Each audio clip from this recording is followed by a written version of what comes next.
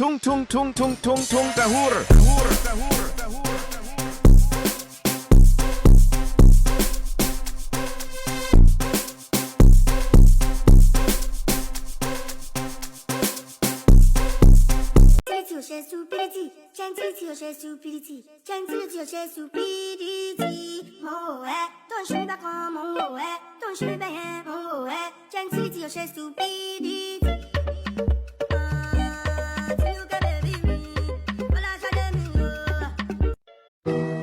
You think you coulda get in on my feelings?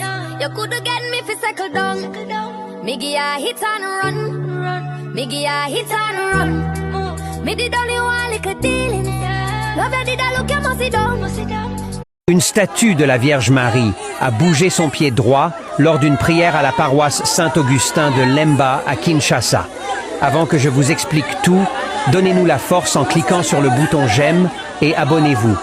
Un événement insolite s'est produit dans la capitale congolaise, Kinshasa, à la paroisse Saint-Augustin de Lemba, il y a peu. Lors de la clôture du mois marial, les chrétiens ont remarqué que le pied droit de la statue de la Vierge Marie aurait bougé et aurait piétiné un serpent selon les personnes présentes. Les images ont fait le tour de la toile à la clôture de ce mois d'octobre, mois de la Vierge, lors d'une prière de clôture du mois marial, il y a peu.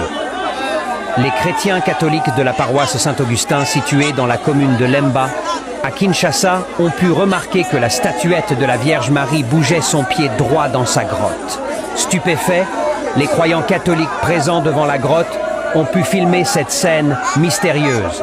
Pour certains, tout remerciant le Créateur pour, disent-ils, le miracle opéré. Dans une autre imagine devenue virale sur la toile, l'on aperçoit un serpent sous les pieds de la statue se frayant un chemin. Selon certains commentaires, c'était plutôt le serpent visiblement vivant coincé sous les pieds de la statuette de la Mère Immaculée qui faisait mouvementer les jambes de la Vierge Marie.